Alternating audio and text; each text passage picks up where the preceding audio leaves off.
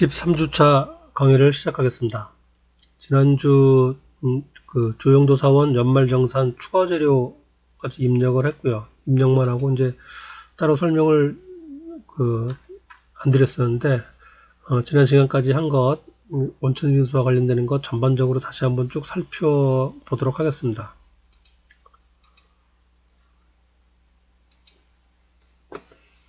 자, 전산세무 2급 메뉴에서요. 회계관리 부가가치 원천징수가 있고, 그리고 이제 원천징수의 첫 번째 단계가 그 사원 등록이었습니다. 그래서 저희 지금 자료에서는 이렇게 사원 4명을 등록을 했었습니다. 조영도, 강성용, 문호래, 나영수 등록을 했고요. 그 다음에 이제 사원 등록할 때 주의사항이 이제 기본사항, 부양가정명세, 추가사항이 있습니다. 기본사항은 가장 기본적인 회사와 관련된 이제 인적사항이죠. 언제 입사했고, 그 다음에 주민등록번호, 주소, 그 다음에 이제 거주자, 이제 뭐 한국인인가 외국인인가 그거, 그 다음에 그 국민연금보수월에 건강보험보수월에 이제 4대 보험에 관련된 그 기본 자료가 되겠죠. 그렇게 입력을 했었고요. 그 다음에 이제 부양가정명세 입력이 조금 뭐 어렵기도 하고 좀 중요한 이유가 그 가족관계 명세서 이제 가족관계 표죠. 그걸 보고 이제 입력을 하는 건데, 문제는 이제 연말정산할 때 그 기본공제 대상이 되는가 안 되는가를 판단하는 게 중요했습니다.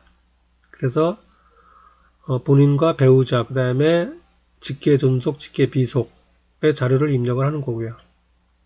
그리고 여기서 보시면 기본공제 대상자에서 이제 여기서 판단을 하는 거였었죠. 기본적으로 그 조건이 나이 조건과 소득 조건이 있었죠. 나이 조건은 20세 이하, 60세 이상 이하야 되고, 소득 조건이 연 100만원 이하야 되고 그랬습니다. 여기 이제 소득이라는 게 그 과세 대상 소득, 종합소득 과세 대상 되는 걸 얘기를 해요. 그래서 이제 근로소득만 있는 경우에는 연 500만원까지는 해당이 이제 기본공제 대상자가 되고요. 그 다음에 뭐 기타 소득이 있는 경우도 그 연 300만원까지는 기본공제 대상자가 되고 그렇습니다. 이제 원천징수로 종결되기 때문에 그 소득 제한을 받지 않는 경우에 해당이 되죠. 그래서 부양가정명세 입력할 때 이제 그런 사항들을 좀 주의해야 됐었고요. 그리고 이제 추가 사항은 저희들이 이제 하나도 입력하지 않았는데 실무상에서는 입력되는 것들이 있겠죠. 특히 이제 회계 관련돼 갖고 그 급여 명세, 급여 통장 입력하는 거 있고요. 그다음에 직종, 직위, 부서 뭐 입력하는 거. 요거 이제 내부 관리 목적으로도 상당히 중요한 내용이 되겠습니다. 그래서 여러분이 수업 시간에 따르신 과목이 개설돼 있나 모르겠네요. ERP라고 하는 과목이 있습니다. ERP 과목에서는 이제 기본적인 그 회계 처리하는 거, 뭐 부가세 원천징수하는 거는 거의 같은데, 인사관리 그 ERP 인사관리 측면에서 보면은 전부 다 연동이 되죠. 그래서 이제 이 부서별, 뭐 직종별, 직위별에서 이제 연동이 되기 때문에 ERP 같은 프로그램 사용하는 경우에는 요 중요한 내용이 되겠습니다. 요 추가사항 입력하는 내용이요. 근데 저희는 이제 그런 거는 그쪽과 이제 관련이 없으니까 이 자료에는 여기 없었습니다. 그래서 인적사항이 이렇게 이제 4명 입력을 했었고, 특히 이제 그 지난주 아마 수업에서 여기 나왔었죠. 나영수 사원은 9월달 퇴사하는 걸로 가정을 해서 회계 처리했었죠. 그래서 2020년 9월 30일 퇴직하는 걸로 해놨고요. 어쨌든 이제 이게 사원 등록이 되겠습니다. 사원 등록에서는 부양가정명세를 입력해야 되고, 부양가정명세는 그 기본공제 대상자 되는가 안 되는가 판단하는 게 중요하다까지 기억을 하시면 되겠습니다. 자, 그리고 이제 입력하는 자료가 급여자료 입력이었죠. 급여자료 입력. 자, 사원들 급여자료 입력인데, 급여자료 입력에 앞서가지고 회사마다 이제 다 틀리기 때문에 수당 항목과 공제 항목을 등록해야 된다 그랬습니다. 그래서 기본적인 수당 항목은 이렇게 이제 개설을 설정을 해놨는데, 요거 외에 회사에서, 우리 회사에서 지급하는 수당이 있으면은 별도로 입력을 여기서 이제 설정을 해주는 거죠. 그래서 저희는 프로그램 사용하면서 지금 연장근로 수당을 이제 추가로 등록을 해서 사용을 했고요. 그 다음에 수당 등록할 때 주의할 사항이 과세 구분이죠. 해당되는 수당이 과세인가 비과세인가. 대부분은 과세지만은 대표적으로 비과세 되는 게 2가지 항목입니다. 대부분 회사에서도 다 지급을 하고 있고요. 식대하고 자가운전 보조금이에요.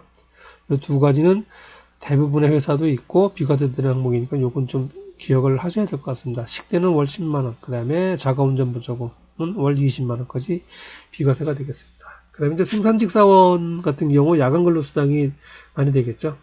그 생산직 사원 같은 경우는 월 20만 원 야간 근로수당 비과세. 그 정도 기억을 하시면 되겠고, 나머지는 이제 그 회사 자료에 따라서 추가로 등록을 해주시면 되는 겁니다. 자, 근데 공제 항목도 마찬가지예요. 4대 보험 관련된 공제 항목 있고, 현재 화면은 나오지 않지만은 소득세하고 지방소득세는 자동으로 해서 공제가 되고 있고요. 그 다음에 우리 회사만의 특이한 사항, 특이한 공제 항목 있으면은 등록해줘서 사용하면 됐었죠.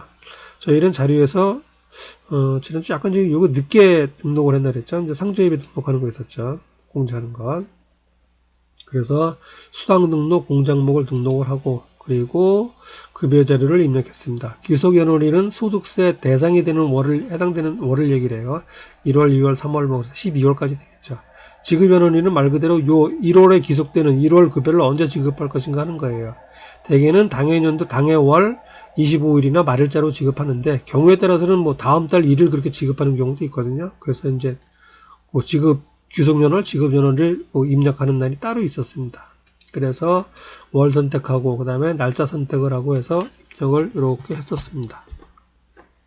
입력을 사원별로 입력을 했었죠. 이렇게. 그래서 급여 항목별로 입력을 하면은 오른쪽에 공제 항목은 특히 4대 보험하고 이제 소득세 같은 것들은 자동으로 계산이 됐었죠. 자동으로 계산이 되고, 상조회비 같은 경우는 우리 회사만 있는 거기 때문에 별도로 입력을 해줘야 되고요. 그렇게 되면은 화면 하단에 이제 관련돼서 표시가 되죠. 전체 지급 총액은 530만 원인데 그 중에 과세되는 거 500만 원, 비과세되는 거 30만 원. 그 다음에 공제 총액은 69만 9,420원. 공제되는 거는 주로 4대 보험하고 소득세에 관련된 것들이죠. 갑근세라고 얘기한다. 갑근세, 갑종근로소득세. 그렇게 얘기하고, 그래서 차인지급액 460만 580원. 실제로 내 통장에, 사원 입장에서 내 통장에 찍히는 금액은 460만 580원이 되는 거겠죠. 그리고 요거를 이제 회계 처리하면은 차변에 급여 530만원, 대변에 예수금 69만 9,420원, 대변에 뭐 보통예금에서 빠져나갔다 그러면 보통예금 460만 580원. 그렇게 회계 처리가 되는 거겠죠. 그리고 이제 화면 하단에 또 뭐 간단한 그 사원 정보, 그다음에 뭐 임금 대장 이런 것들이 표시가 되고 있습니다. 요거 이제 실무적인 사항이 되겠죠. 그래서 내 사원에 대한 급여 자료를 입력을 했고요. 특히 이제 급여 자료는 거의 매달 동일하죠. 요즘 자료에서는 이제 2월달, 9월달, 12월달 상여금 주는 게 좀 틀린데 어쨌든 다 비슷하기 때문에 반복됩니다. 반복되기 때문에 저희들이 입력을 할 때 1월 거 이렇게 입력을 했고요. 그 다음에는 여기 보시면은 F6 지급일자라고 있습니다. 지급일자. 그래서 이 지급일자를 통해서 복사 항목을 이동을 해서 입력을 했었죠. 1월달 거 복사해갖고 몇 월달 거 입력할 거냐. 1월달 걸 그대로 따온다는 얘기죠. 그렇게 해서 복사하게 되면은 자동으로 이렇게 입력할 수 있었습니다. 그리고 이제 그렇게 자동으로 해놓고 상여금을 지급했다든지 뭐 다른 거 특별히 지급한 달이 있으면은 그달 거만 간단하게 수정을 해주면 되겠죠. 이렇게 해서 지급일자를 가지고 급여 입력을 좀 쉽게 할 수가 있었습니다. 그래서 급여 입력 자료를 마쳤고요. 그리고 원천징수 이행상황 신고서라고 하는 게 있었죠. 매달 급여 지급을 하면은 그 급여 지급 내역을 그 다음 달 10일까지 신고하는 거였었죠.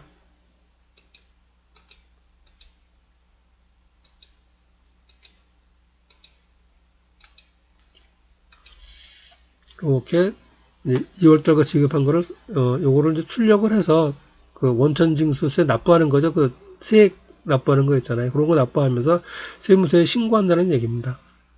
비명에 대해서 전체 지급액이고 그 다음에 소득세는 이렇게 징수를 했고 그래서 그거 납부한다라고 신고하는 거죠. 다음 달 10일까지 신고하는 거고 실무 담당자 입장에서는 중요한 내용이 되겠죠. 그게 원천징수 이행상황 신고서였습니다. 그리고 지난 시간에 한 게 이제 그 연말정산 추가자료 입력이죠. 이렇게 1월부터 12월까지 급여자료 입력이 다 끝나고 나면은 그리고 이제 12월 달에 그러니까 실질적으로는 이제 1월 달이죠. 1월 하순경에 연말정산을 하게 됩니다. 그래서 회사 입장에는 사원들한테 그동안 가족관계 변동이 있었는가 있는 경우는 그 가족관계 증명서를 가족관계 명세서인가요? 그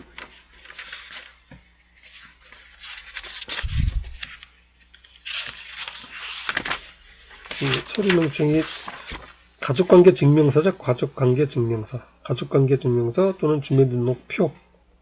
이제 받아서 연말정산을 하게 됩니다. 그리고 이제 그 사원이 썼던 그 보험료, 의료비, 교육비 등등 관련된 영수증을 받죠.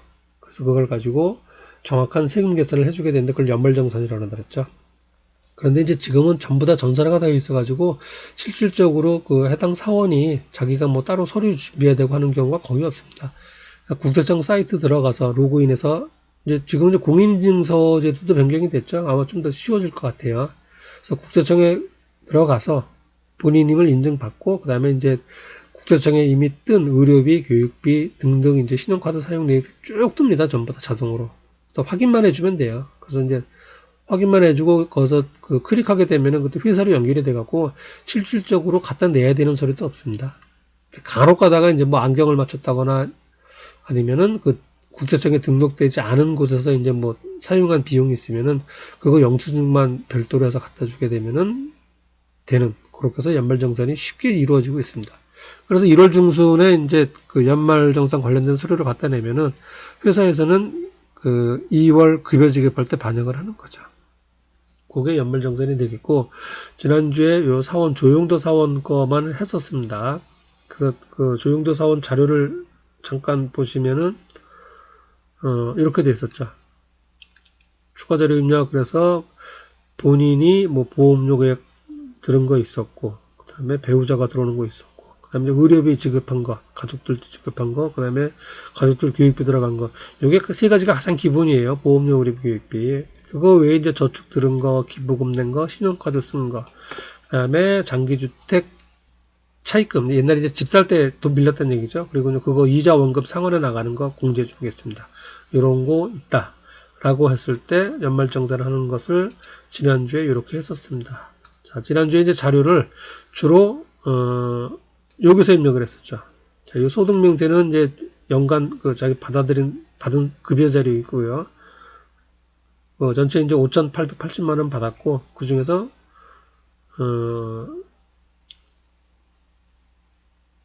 비과세가 120만 원 그렇게 있었고 상여금이 있었고 그래서 전체 급여가 7,410만 원이었습니다. 왼쪽에 여기도 집계되어 있죠.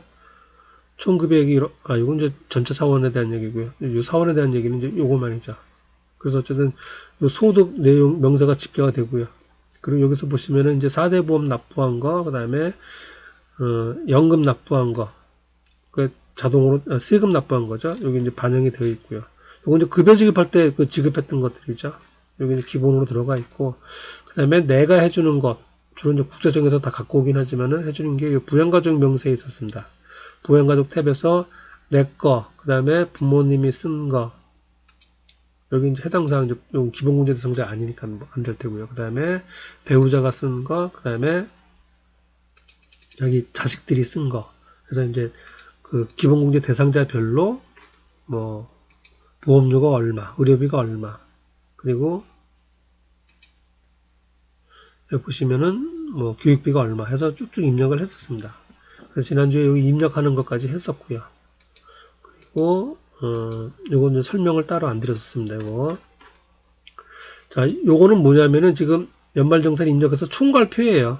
앞에서 그 부양가족별로 입력한 내용이 전부 반영되는 게 요 총괄표입니다. 그래서 이제 교재에서는 지금 요 화면이 되겠죠. 여기 지금 675쪽인데 요 다 판면입니다. 이게 총괄적으로 그 연말정산 입력한 결과를 나타낸 표예요. 자, 그게 이제 부양가족, 소득명세, 부양가족, 그 다음에 이제 연금저축에서도 저희가 하나인가 입력했었죠. 이거 개인연금저축 등 거. 그 다음에, 여기는 없었습니다. 이제 월세 낸 그런 건 없었고.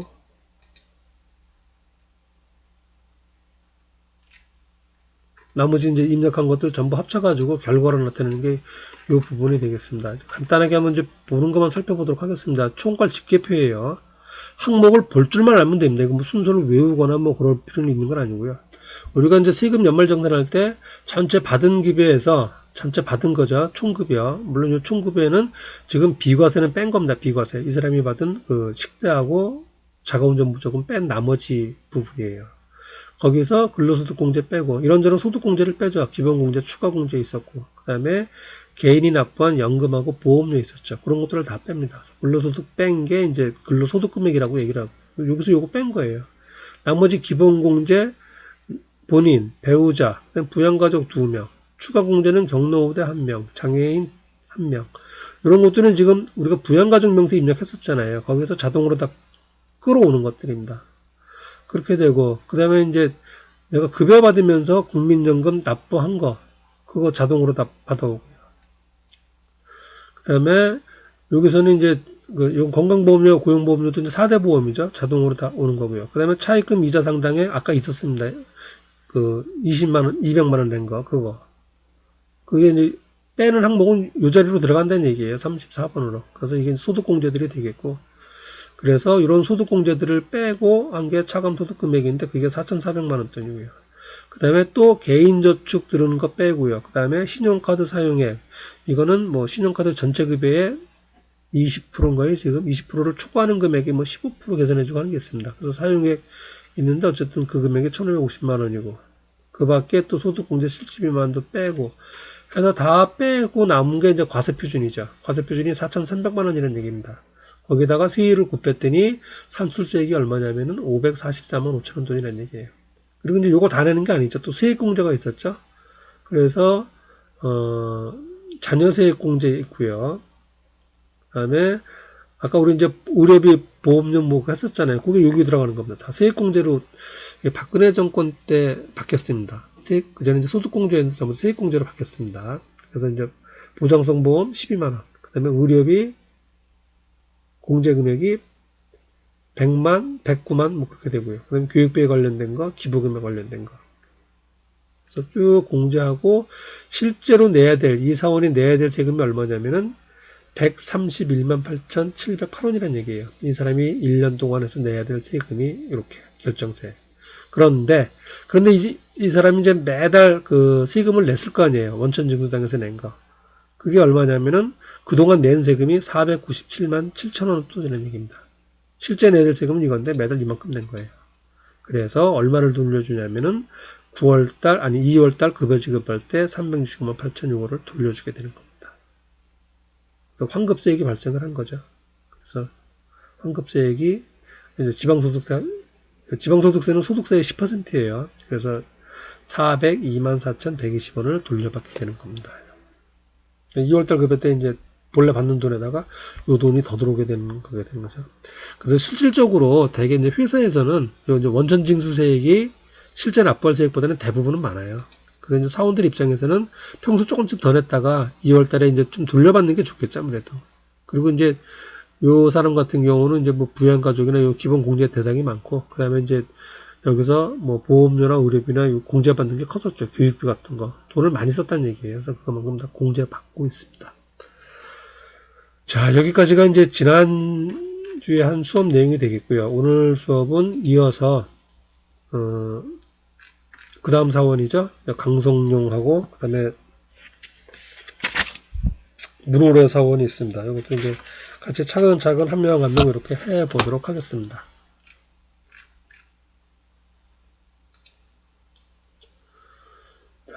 조용도 사원은 됐고요. 다음은 이제 강성용 사원입니다. 강성용 사원. 자, 이것도 이제 그 소득명세에 보시면은, 이렇게 쭉 이제 뭐 급여, 그 다음에 비과세 한도 초과액,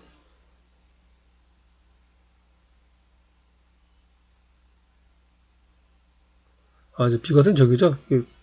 급여, 그 식대를 20만원씩, 아니, 자가운전 보조금이죠. 그거 30만원씩 받았나? 그거야, 아마. 그래서 30만원이 아니고, 그중에서 10만원씩은 과세죠. 20만원까지 비과세. 그래서 아마 그거 초과된 거 이제 합친 거고요. 상여금 받은 거여서, 이제, 소득급여가 얼마냐면 5,880만원이라는 얘기입니다. 그리고 이제 여기서부터 이제 세금 계산이 들어가는 거죠. 자, 그래서 이제 부양가족 자료부터 입력을 시작하면 되겠습니다. 자, 자료 676페이지입니다. 676페이지. 자, 여러분은 이제 그 교재를 앞에 놓고 이렇게 하셔야 좀 설명을 듣는 효과가 있습니다. 저는 이제 화면 하나에 되기 때문에 지금 이제 교재는 저도 이제 책을 펴놓고 하기 때문에 요거는 이제 따로 일단 보여드리지 않겠습니다. 요건 이제 여러분 책 보는 걸로 가정을 하고 같이 말씀을 드리겠습니다. 일단 해당된다 안 된다만 여기서 이제 먼저 말씀을 드릴게요. 보험료는 이제 보장성 보험이라 그랬죠. 그리고 가족들 건데 나이 제한은 없고 뭐 소득 제한은 있고 그렇습니다. 기본공제 대상자가 쓴 보험료를 얘기하고 보장성 보험이어야 돼요. 그래서 이제 120만 원 해당되고 100만 원도 해당이 되죠. 그런데 이제 배우자는 계약자나 피보험자가 전부 다 배우자가 한 거죠. 내가 한 게 아니고. 그래서 요거 550만 원은 해당 사항이 없습니다. 그 다음에 의료비는 그 기본공제 대상자 여부 상관없이 나이나 소득 제한에 걸려서 기본공제 대상자가 아니더라도 가족들이 쓰는 의료비 일단 다 되고 카드로 사용한 거 상관없습니다. 다만 안 되는 거는 이렇게 성형수술이나 미용 요건 안 되고요. 그 다음에 해외 나가서 치료받는 건 안 됩니다. 그래서 요거 500만 원, 요 200만 원은 제외하고 나머지를 공제받습니다. 자, 그 다음에 이제 교육비 같은 경우는 직계 존속은 안 되고요. 나머지는 기본공제 대상자인데 나이는 상관없습니다.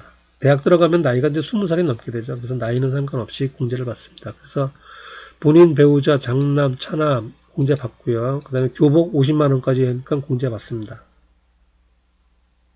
그리고 장애인 교육비 공제 받는데 여기서 지금 동생이 기본공제 대상자가 아닌 걸로 되어 있어요. 장애인인데 이제 소득이 있어 아닌 걸로 되어 있는데 요거는 지금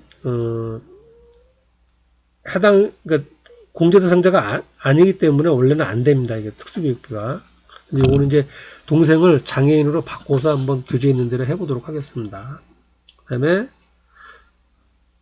교과서는 지금 이제 학교에서 구입하는 교과서는 되는데 이게 카드로 결제하면 안 됩니다. 요거는 조금 복잡하게 돼 있어요. 이거 좀 학비는 되는데 교과서 구입되면 안 되는 걸로 이렇게 돼 있습니다. 그 다음에 해외 나가서 카드 쓴 거 이건 해당 사항이 안 되고요. 교육비 야채 해당 사항이 없습니다. 차량 교과서 구입비도 일단 카드로 결제한 거는 안 되는 걸로 되어 있습니다. 그래서 이 두 가지는 안 되고 나머지 교육비는 해당이 되고요. 그 다음에 퇴직연금저축은 해당이 되고요, 당연히. 그 다음에 기부금, 본인 되고, 장남 되고, 동생이죠, 동생, 아까 여기 동생 나와 있는데, 공제 대상자가 아니에요. 그래서 안 되는 걸로 되어 있습니다, 이거는. 이건 안 되고. 그 다음에 신용카드는, 신용카드로 쓴 거 다 되는데, 이 두 가지는 안 되죠. 세 가지가 안 됩니다. 해외 나가서 어학연수 쓴 거, 외국 나가서 카드 사용한 거 안 되고요. 그 다음에 자동차 구입 안 되고, 고속도로 통행이 안 되고 그렇습니다. 그리고 이제 카드로 안 되는 것들이 몇 가지가 있어요. 그러니까 이중 공제 되는 거 안 된다라고 하는 거 있으니까 그거는 좀 따로 기억하는 수밖에 없습니다. 네. 그다음에 이제 월세 지급액 요거는 공제받고요. 그래서 결과론적으로 공제받는 금액들이 보험료 220만 원, 의료비 300만 원이죠. 그다음 교육비 각자 얼마, 퇴직연금저축 200만 원, 그리고 기부금, 신용카드. 그 다음에 월세 공제. 이렇게 해서 공제를 받습니다. 자, 이렇게 해서 이제 개략적으로 살펴봤고, 입력을 한번 해보도록 하겠습니다. 자, 입력은 강성료 사원 선택하고, 그리고 이제 부양가족으로 들어가야죠. 그래서 이제 사원별로 입력을 하는 겁니다. 이렇게 사람별로. 본인 거 얼마, 뭐 얼마, 뭐 얼마. 그 다음에, 모친 거, 어떤 거 얼마. 자, 자료 있는 거대로 하나하나 해보도록 하겠습니다. 먼저 보험료부터 입력을 하겠습니다. 자, 본인 보험료죠. 보험료는 첫 번째 있습니다. 그리고 일반 보장성 보험이에요. 그렇죠? 일반 보장성 보험.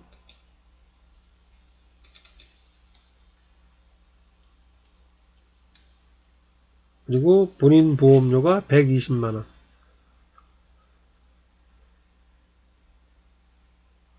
자, 이것도 자리가 지금 뭐 복잡한 것 같은데 하나하나 보면 됩니다. 이거는 이제 그 회사에서 받으면서 국민연금에 관련돼서 이제 급여에서 빠져나간 것들이고요. 이것도 4대 보험에서 급여에서 빠져나간 것들이죠. 그렇게 되고, 고용보험료 빠져나왔고요. 그 다음에 내 거 입력하는 거 자리가 여기에요. 국세청 자료 있다라고 이제 전제를 하는 거고요. 국세청 자동으로 이제 집계됐다는 얘기죠. 지금 자동차 보험 같은 건 자동으로 집계가 되죠. 그렇지 않고 뭐 국세청에 등록되지 않은 거라면 여기다 입력하는 거고요. 영수증 제출해야 되고 그렇습니다. 이거는 지금 요 자리이기 때문에 일반, 그리고 보험료 120만원. 그리고 확인. 그래서 내거 보험료 120만원 입력을 했습니다. 자, 그 다음에 이제 모친이죠? 모친으로 되어 있죠, 지금. 그래서 모친 여기죠? 여기 자리 모친입니다. 그리고 일반 보장성 보험료. 자, 아까 강성용 할 때는 자료가 쭉 나왔는데 당연히 나오겠죠? 어머니는 당연히 자리가 없죠. 그리고 보장성 보험료 100만원. 엔터. 그리고 확인. 자, 이렇게 해서 입력을 해주면 되는 겁니다. 하나하나 찾아 들어가서 입력을 하면 되는 거예요. 자, 다음 의료비. 자, 의료비는 모친 의료비 있고 그 다음에 강한나 의료비 있죠. 강한나가 가족관계를 잠깐 좀 봐야겠습니다.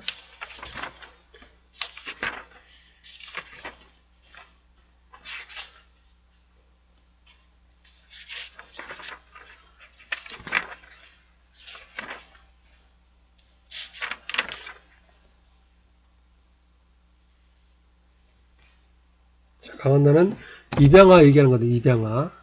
이 밑으로 가면 있겠죠, 강한나. 자, 그래서 모친 의료비 선택을 하고요. 그리고 의료비가 여기 있죠. 일반입니다, 일반. 의료비. 그리고 요건 이제 자료 그대로 입력을 해야죠. 질병 치료비가 200만원이었습니다. 이거는 이제 1번 구제청장. 그리고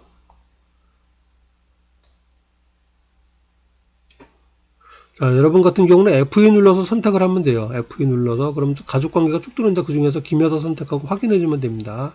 저는 지금 프로그램상 안 되기 때문에 뭐 입력을 불편하더라도 하겠습니다. 이렇게 김여사, 그 다음에 431110 234567 그 다음에 본인이죠. 여기 되는 거죠. 아까 그 65세 이상, 본인 65세 이상 전액 공제 받는 경우에요. 그리고 금액이 얼마냐면은 200만원. 이렇게 입력했죠. 그리고 확인해 주면 됩니다. 그래서 모친 입력을 했고요. 자, 그 다음에 강한나. 강한나는 그죠? 여기 강한나죠. 그리고 의료비.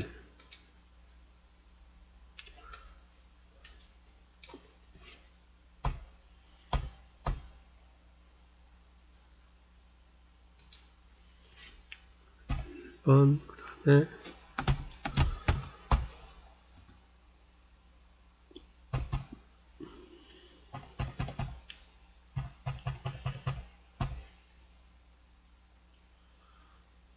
이거는 1번, 2번, 3번이죠. 그 외 기본공제 대상자. 그리고 금액이 얼마냐면은 100만원이었습니다. 100만원.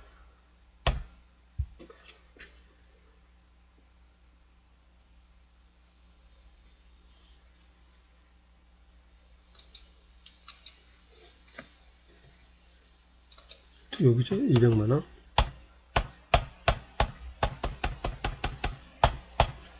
그리고 확인. 이렇게 해서 의료비 지급까지 끝났습니다. 자, 그 다음에는 이제 교육비 항목이에요. 자, 교육비 항목은 뭐 좀 잠깐 쉬었다가 이어서 교육비 항목 입력을 하도록 하겠습니다.